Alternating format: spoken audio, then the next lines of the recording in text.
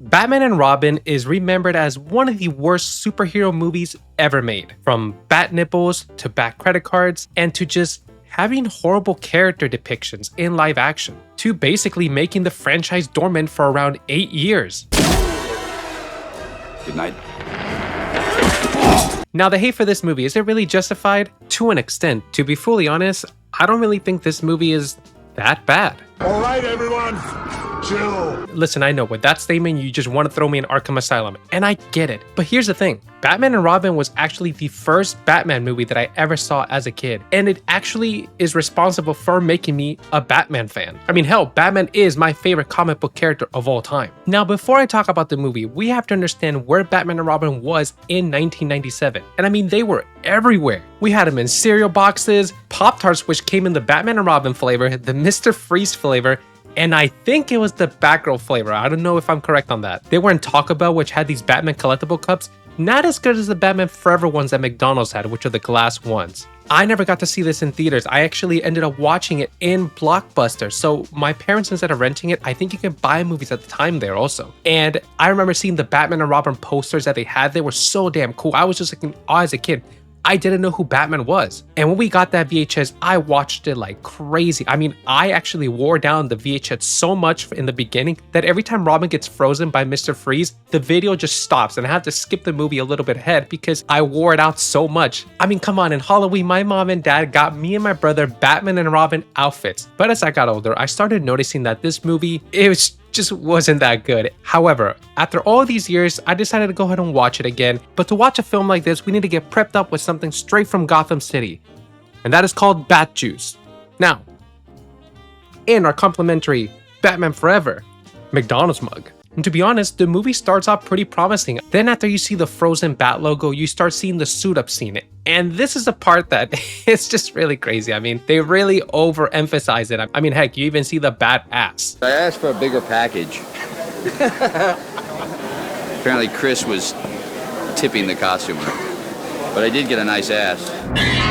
Like Batman Forever, you're introduced to this neon Gotham City, which is very different from the Tim Burton Gotham City that he did. It was very gothic, and the weirdest thing is that this Batman is technically the same Batman character throughout that entire quadrilogy. It almost reminds me of the Batman Beyond Gotham and the Batman Arkham Knight Gotham with all the neon lights that it has. Look, and I'm gonna be full flat honest here. I know people hate these suits a lot, but to be fully honest, man, I love these suits. I don't mind the bat nipples too much. I mean, the Val Kilmer one had it. It's just the suit in this movie, I feel like it's just colored differently. It's more like a bluish, blackish tint to it. It honestly really never bothered me. I thought it looked pretty good. And the Robin suit looks great. It's more of a Nightwing suit, but the costume design was pretty good. And I know I'm gonna get beat up in Arkham Asylum for even saying this, but I love the Batmobile. I'm sorry. I really do. It doesn't make any sense for Batman since he's supposed to be, you know, always in the dark and the shadows. And then they have this massive car just glowing neon lights. It just shows his location instantly. It looks cool. I can't lie.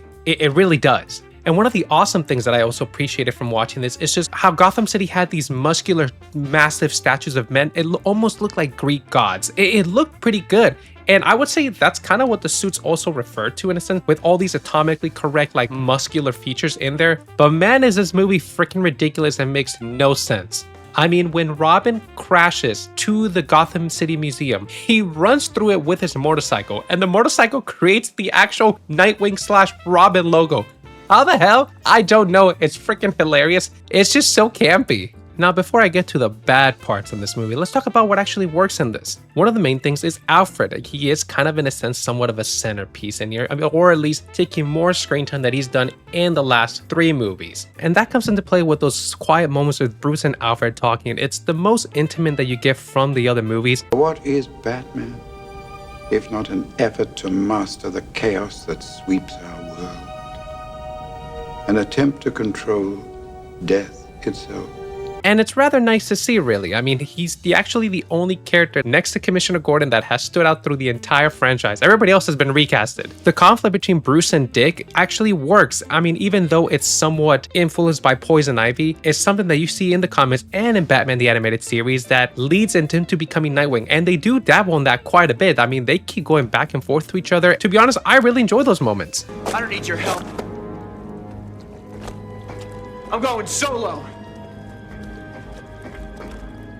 Now, one of the big ones is George Clooney. He was actually a replacement for Val Kilmer, and to be fully honest, I thought Val Kilmer was a pretty damn good Batman. I wish we saw more of him. He's actually really underrated. Clooney, on the other hand, it's nothing really special. He never even tries to hide his voice when he's being Batman. However, there is one scene in this movie with him as Batman that I think it's one of the better scenes overall, and it's the ending of the movie when Freeze and Batman are talking, and he's telling Freeze that, he's trying to help Alfred, trying to get, a cure for the McGregor syndrome, and it's a really heart-to-heart serious moment, something that the movie sprinkles around it, and it makes you really think that if the studio didn't interfere and actually let Joel Schumacher work on the movie that he actually wanted, I think he probably would have gotten a really good Batman movie. Uma Thurman's Poison Ivy was pretty decent, I would say. It's something that resembled the comic books and the animated series pretty well. And Mr. Freeze with his horrible freeze puns constantly. I mean, the man even just stops for everybody to stop fighting or talking for him to throw in a freeze pun. It's literally almost in every sentence. What killed the dinosaurs? The Ice Age! But one of the good moments that he gets throughout the film, and it's not really a lot, it's when he's with his wife Nora. And here's the thing, Mr. Freeze is actually my second favorite villain in the Batman's Rogues Gallery. I think he's a fantastic character, and one of my favorite versions that he's portrayed on is of course in the animated series, and also I would say in the Arkham franchise. And you get a glimpse of what that character really could be. Arnold just does his best, I guess you can say, and it's alright, it's not too horrible. Now when it comes to the things that don't work, one of the biggest ones, and it's the biggest disrespect of any character throughout this movie, is Bane. Bane is a mastermind genius in the comics. He infiltrates the Batcave and literally breaks Batman's back. Even in Christopher Nolan's Dark Knight Rises, while it doesn't resemble anything of his comic book counterpart, he was still a smart character and somebody that again was a formidable foe that was able to go toe-to-toe with Batman. The amount of hate that I have for Bane in this film, that is the worst part of the entire movie. It's just Bane. In this, he's just a random thug. Like, what the heck? And when they inject the venom in him, he's just a bumbling idiot. The only thing that's good about the character, I would say, is the mask. Because at least the mask somewhat resembles his comic book Nightfall appearance. Barbara is another character that just didn't really work for me. She felt so shoehorned into this. I mean, they're starting it off with she's not the daughter of Commissioner Gordon. She is Alfred's niece, which after watching the movie, okay, it could kind of work, but I never really liked that idea. And one of the things that makes no sense is that when she actually breaks into the Batcave, which by the way, the security system for the Batcave in these movies, not even in just this one, but in the whole quadrilogy in Tim Burton's, everybody just sneaks in. We gotta get those locks changed. She then has a full mate suit that Alfred got for her and is already ready to fight crime and is going toe-to-toe with Poison Ivy and actually beats her. No training whatsoever. Now there has to be a culprit to why this movie failed so badly, right? Well, let's get to one of the final scenes to transition to that part. In the ending, when Batman, Robin, and Batgirl are all wearing their ice combat free suits, whatever you want to call them. Let's take a look at Batgirl for a second. She's actually wearing a mask that actually makes her much more closer to how she normally looks like. She literally wears that mask only for the driving until she gets to the location where Freeze is and then just takes it off for no reason. What was the point of wearing that? I'll tell you why. Toys. I mean, hell, the movie makes it really bland and obvious that it's a toy commercial. I mean, even Poison Ivy says it. I'm a lover, not a fighter. That's why every Poison Ivy action figure comes complete with him.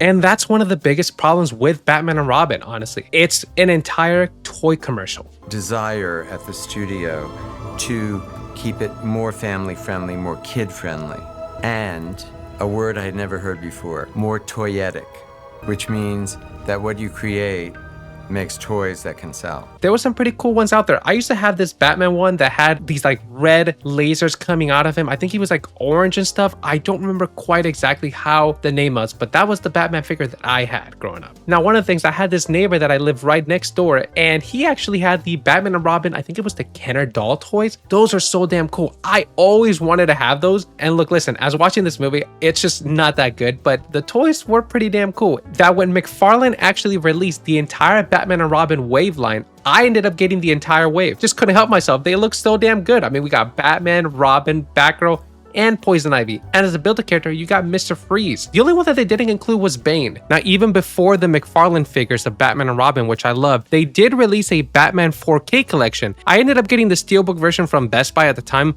when Best Buy actually sold physical media, but that's the whole conversation for another day. But this set is really damn cool. The only problem is that I have is some of the artwork for the steelbook is, I don't know, it's kind of bland, considering that the posters for these movies are really cool, and they just kind of opted out for something very basic. I guess the best thing you can say is that at least the inside houses all the Batmobiles that were throughout the film, but still, it could have been a little bit better. Now, aside from the toys, there was a movie tie-in game for this game for the PlayStation 1. It honestly wasn't good, but it was actually, I would say, surprisingly ambitious. I mean, for the time for a PS1 console, it was an open world Gotham City. You had some of the movie soundtrack in there, and the gameplay featured quite a bit of detective work. I mean, to the best that it could. The Batcave was a hub system, and you can play as Batman, Robin, and Batgirl. The combat mechanics were not the best, it was rather clunky, but the atmosphere in general was pretty damn good. Honestly, way better than what we got in the movie, and it was probably closer to what we got for the Tim Burton movies, which actually made you think if Schumacher was actually able to do his third sequel for this franchise, titled Batman Unchained or Batman Triumphant. You see, originally Joel Schumacher was actually going to return to do another third Batman movie. Unfortunately, Batman and Robin critically and financially just were not good. But here's the thing, I honestly feel if he actually got to return, we probably would have gotten a very good Batman movie. For one of the things, Scarecrow was actually going to be the main antagonist. The studio wanted me to do a fifth Batman, which would have been my third,